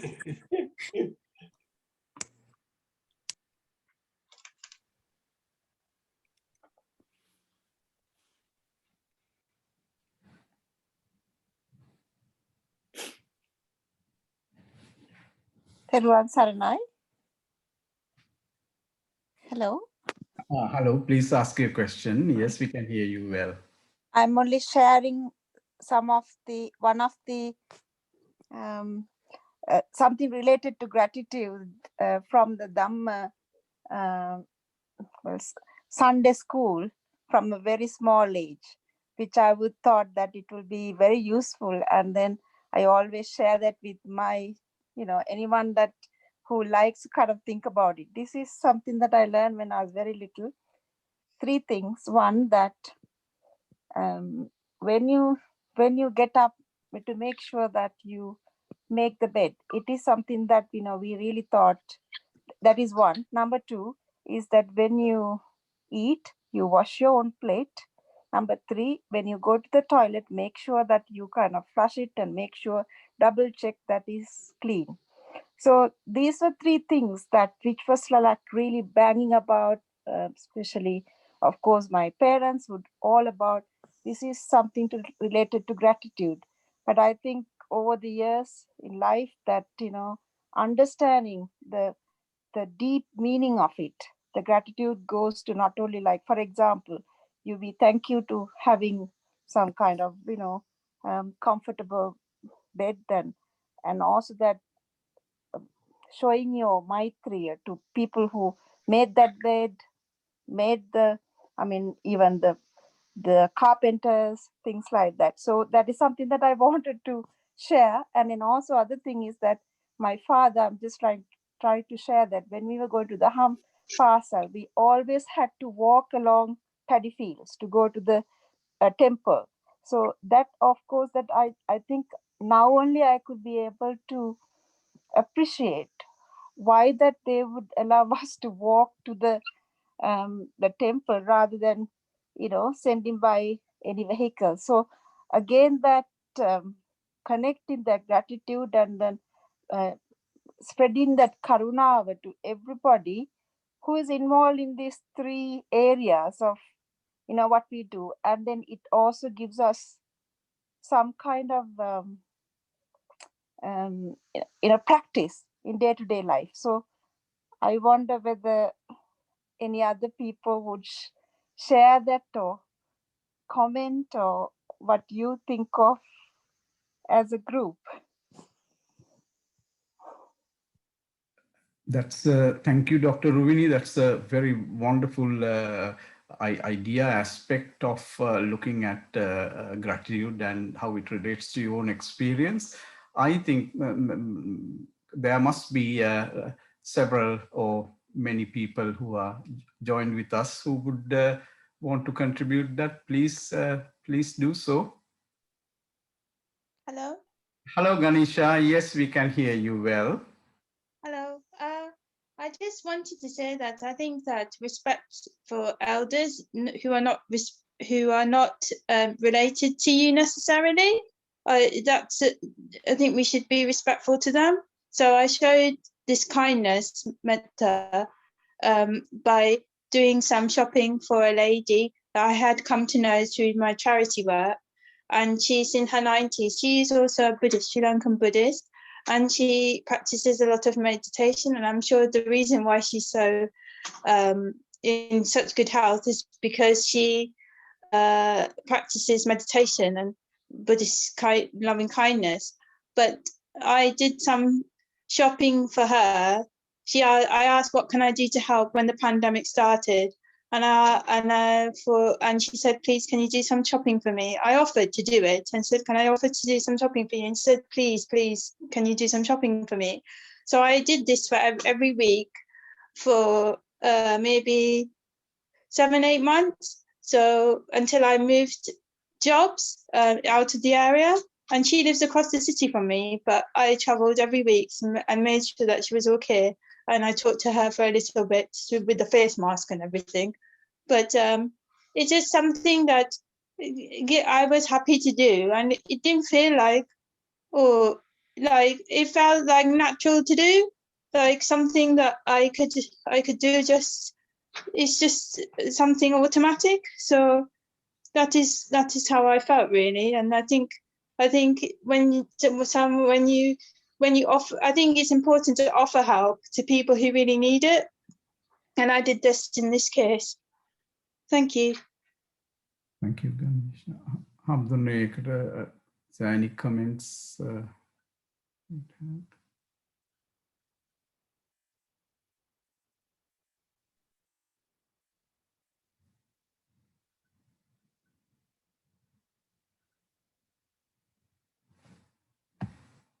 We can't hear you, Hamdunne. The voice sound isn't coming through. This comment which was just made and the comment earlier corresponds to how, if one activates, life is a dynamism. Buddhism is not just remaining like a stone without any positive emotions, but to move yourself and to go forward. Stop, not go forward. Ma nivatta abhikkama. This is the Buddha's way of how to approach to people and situations and sentiments and emotions and our sensations as well. And to say out the necessary thing at the right time, compassionately, with loving kindness, and to put it into action.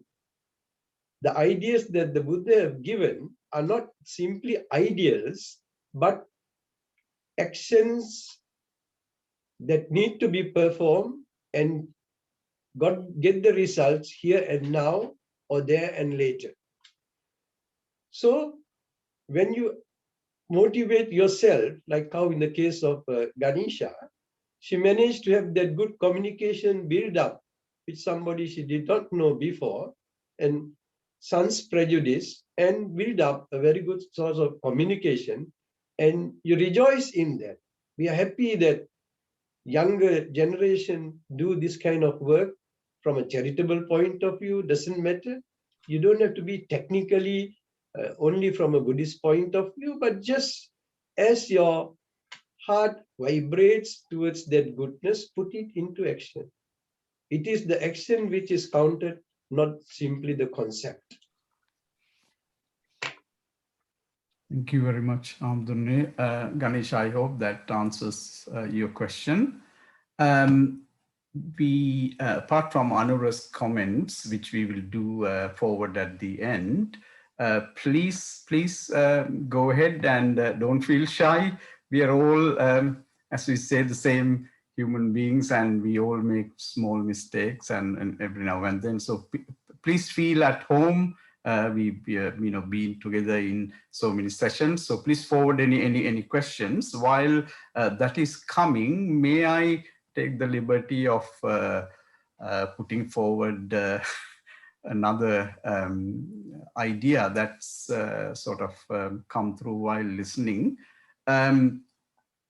I have recently read a book which unfortunately, I don't have it with me at the moment, which describes the value of trees. Now, my question obviously relates to the environment. If there were no vegetation, no trees, by trees to me, all the vegetation, the humanity will not, we won't be able to live because trees provide us essential oxygen, take away the carbon dioxide that we breathe out. But as we all know, that every second, I think they have calculated that something like a football pitch worth of trees disappear all around the world. So we are destroying our environment. Now my sort of query is, do we think of gratitude when we normally think of gratitude, we think about gratitude towards fellow human beings or perhaps other living animals or who provide us with various supplies. Now, can we think of extending gratitude and also some sort of karuna, compassion towards non-living things? I suppose tree is a living thing, but see, but non-sentient beings. The other side of my point is that is it the case that both gratitude and compassion is if we look at it from a Western point of view, we talk so much about the environment, caring for the environment, and these are related very closely. So I'd like to put that and your reflections on it, please.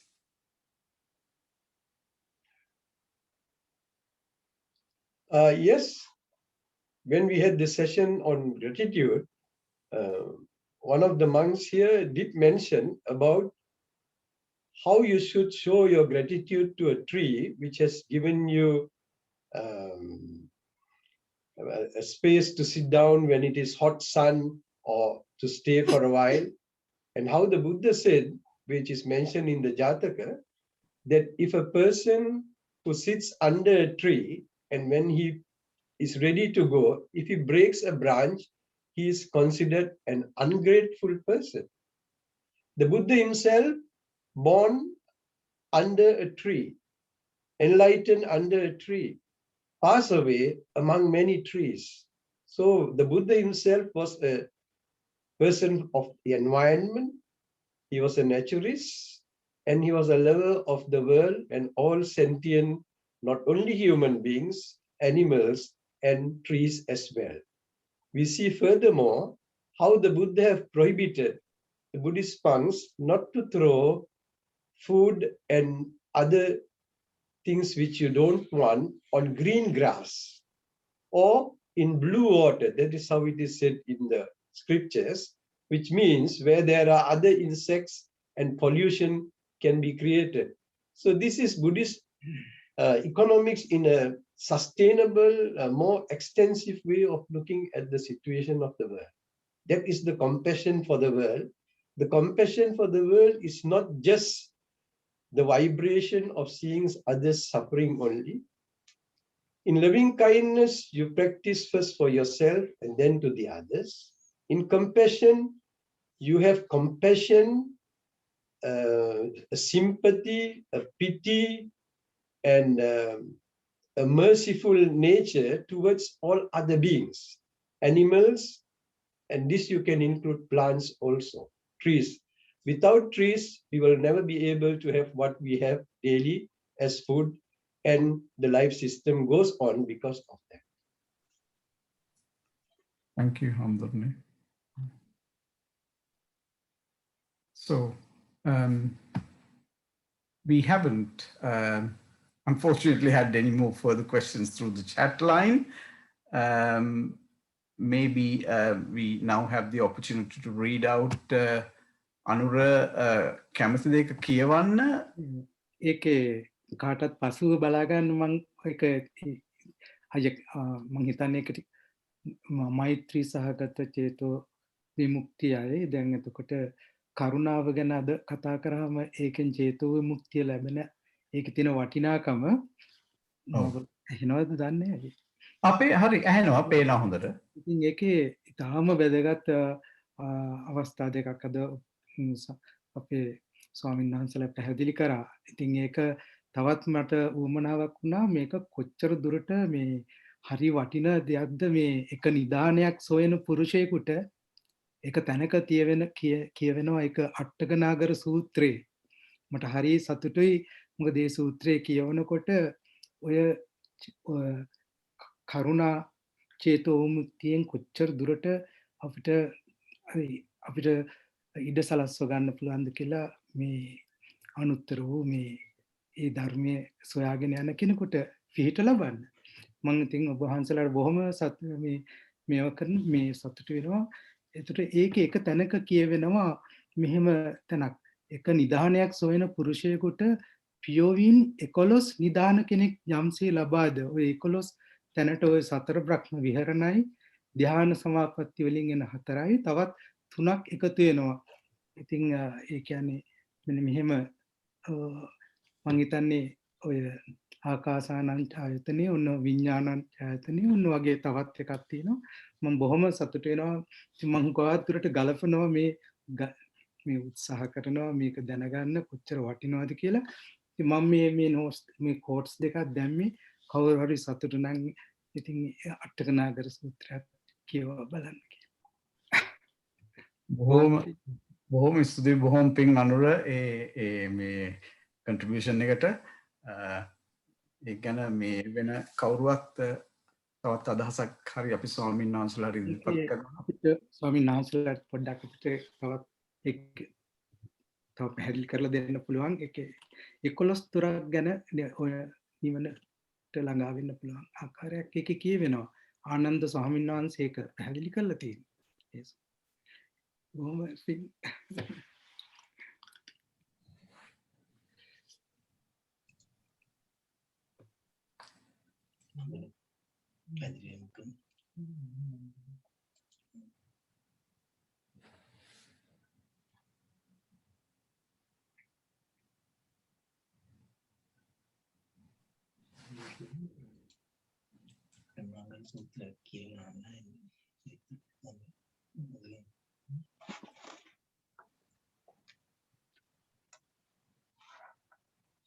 මම හිතන්නේ ඉතින් ඒකට අදාළ කරුණු ටික අපේ අනුර මහත්තයම සිහිපත් කළා.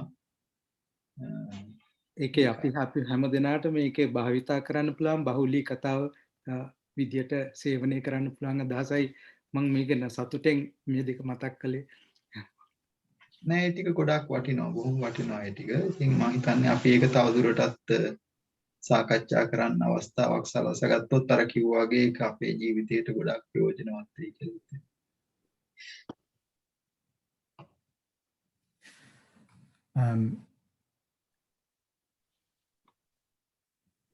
සාදු අපි මෙහෙමනම් තවත් වෙන ප්‍රශ්න නම් නැහැ වගේ. කියන්නේ අපේ මම හිතනවා කාටත් බොහොම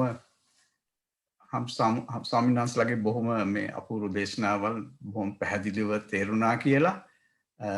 මම නම් ඉතින් තව ප්‍රශ්න තියෙනවා ඒක හරිය නැති හින්දා මේ මම හැමදේම අහන්න මේ ඒක මම පොඩ්ඩක් මේ අවස්ථාවේදී මේ වෙලාව ලැබිච්ච වෙලාවේ මම කාටත් I'm requesting everybody especially the Dhamma gems, the practicing of Dhamma gems.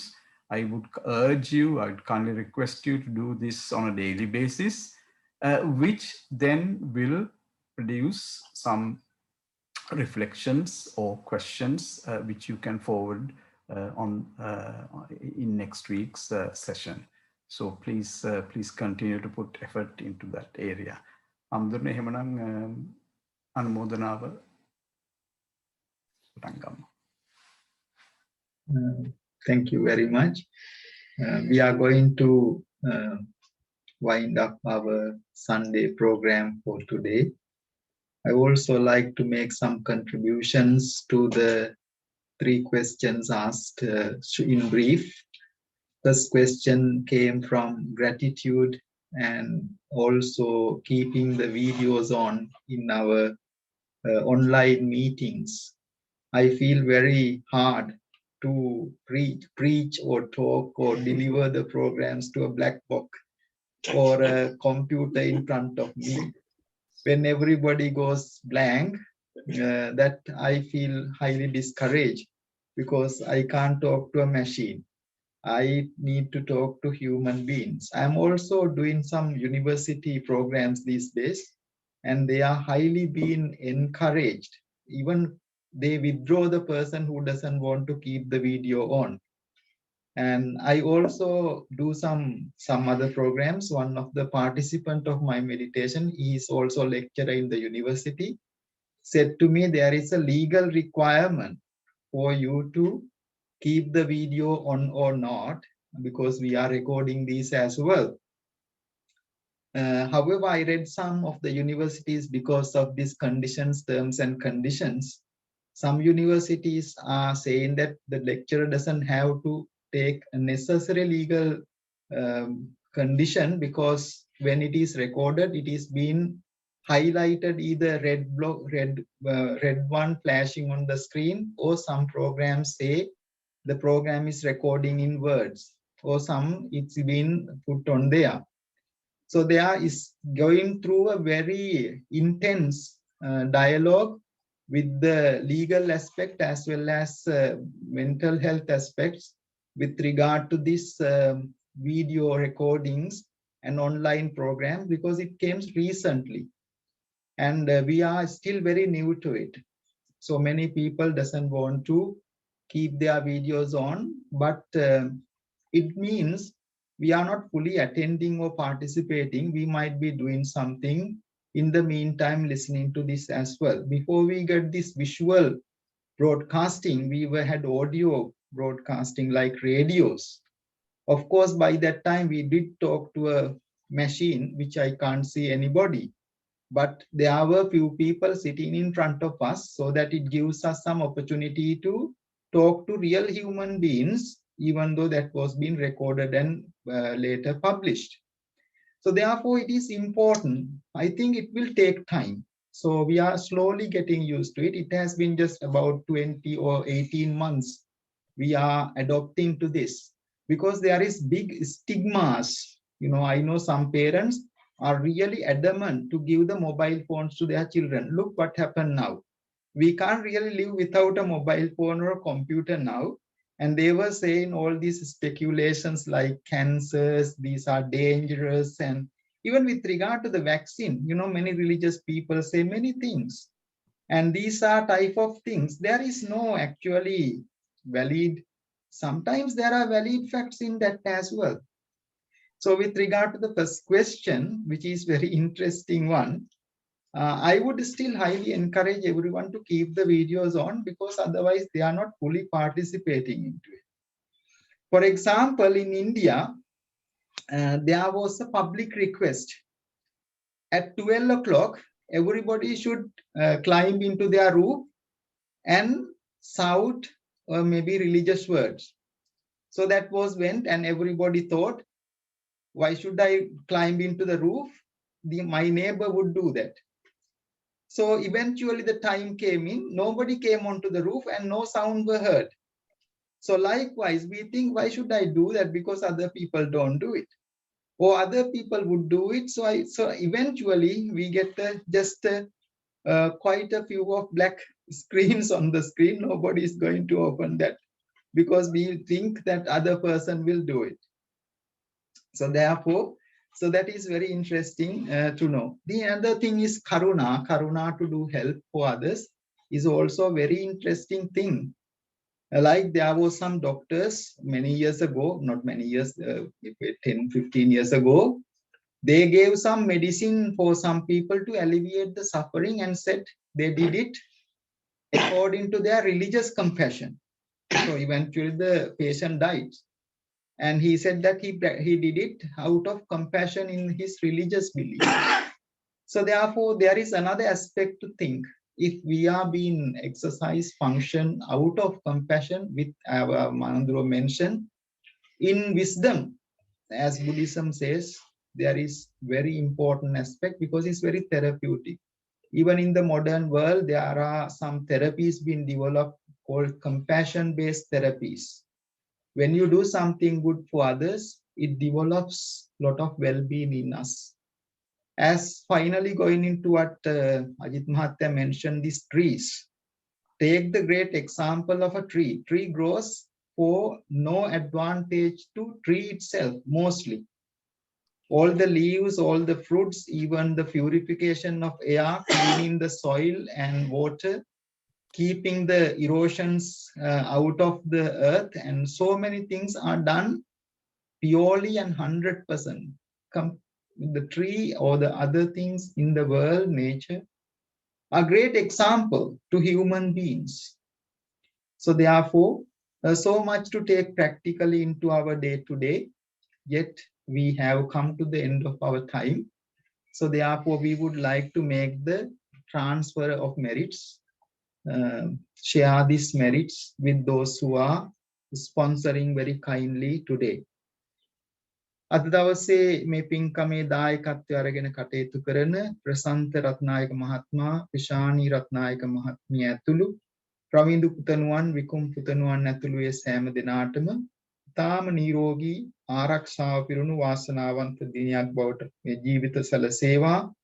ඒ වගේම ප්‍රිශානි, දමයන්ති, කුමුදු, මනෝජ් කියන දරුවන්ගේ දයාබර දෙමව්පියන් වන ආර්.ඒ. මුනිදාස පියතුමාණන්ටත්, කන්දඋඩගේ සුනන්දා මෑණියන්ටත් මේ පින් අනුමෝදන් වේවා. ඒ වගේම ප්‍රසන්ත රත්නායක මහත්මයාගේ දයාබර දෙමව්පියන් වන ගුණදාස රත්නායක පියතුමාණන්, අනුලා රත්නායක මෑණියන් ඇතුළු සෑම දෙනාටම පින් අනුමෝදන් වේවා. එයගේ සසර ගමන සුවපත් වේවා කියලා ප්‍රාර්ථනා කරනවා. ඒ වගේම අද දවසේ පින්කමට සහ සම්බන්ධ වෙන සිංගප්පූරුවේ සුමන සිරිනායක හාමුදුරුවන්ගේ දයාබර සහෝදර මහත්මයා වන එම්.ඒ. චන්ද්‍රසේන මහත්මයාණන්ටත් මේ සින් අනුමෝදන් වෙලා එතුමාගේ සසර ගමන සුවපත් වේවා කියලා ප්‍රාර්ථනා කරනවා. ඒ වගේම දුකින් අත මේ දවස්වල රෝගාව පීඩවලින් අත කටයුතු කරන ඒ සියලු දෙනාටම නිදුක් නිරෝගී භාවයේද සැලසේවා කියන අදිෂ්ඨානය ඇති කරගෙන අපි හැම දෙනාම පින් අනුමෝදන් කරමු. මේ පින්කමේ කටයුතු අවසන් කරන්නට. ඉදං මේ ඥාතිනං හෝතු සුඛිතා හොන්තු ඥාතයෝ. ඉදං මේ ඥාතිනං හෝතු සුඛිතා හොන්තු ඥාතයෝ. ඉදං මේ ඥාතිනං හෝතු සුඛිතා හොන්තු ඥාතයෝ. ආකාසට්ඨා ච භුම්මට්ඨා දේවා නාග මහිද්దికා පුඤ්ඤන්තං අනුමෝදිත්වා චිරන් රක්ඛන්තු ලෝක සාසනං ආකාසට්ඨා ච භුම්මට්ඨා දේවා නාග මහිද්దికා පුඤ්ඤන්තං අනුමෝදිත්වා චිරන් රක්ඛන්තු දේශනං ආකාසට්ඨා ච භුම්මට්ඨා දේවා නාග මහිද්దికා පුඤ්ඤන්තං අනුමෝදිත්වා චිරන් රක්ඛන්තු මං පරන්ති ධම්මේ ඥාති ධම්මෝතු සුඛිතා හොන්තු ඥාතයෝ වැඳ ගන්න ආශිර්වාද කරන්න අභිවාදන සීලිස්ස නිච්ඡං වද්ධාපචායිනෝ චත්තාරෝ ධම්මා වඩ්ඩන්ති ආයුවන්නෝ සුඛං බලං ආයුරාෝග්‍ය සම්පatti සග්ග සම්පatti මේවච අතෝ නිබ්බාන සම්පatti මිනාතේ සමිජ්ජතු සාදු සාදු සාදු හොඳයි ඒ ධර්ම දේශනාව වැඩ කටයුතු වුණාට පස්සේ අපි කවුරුත් එකතු වෙලා ස්වාමීන් වහන්සේලා වඳින ගාථාව කියමු. ඕකාස වන්දාමි භන්තේ මයා කතං පුඤ්ඤං සාමිනා අනුමෝදිතබ්බං ඕකාස ద్వාරත්තේන කතං සබ්බං අච්ඡයං කමතමේ භන්තේ ඕකාස කමාමි භන්තේ ဒ ුතියම්පි ඕකාස කමාමි භන්තේ තතියම්පි ඕකාස කමාමි භන්තේ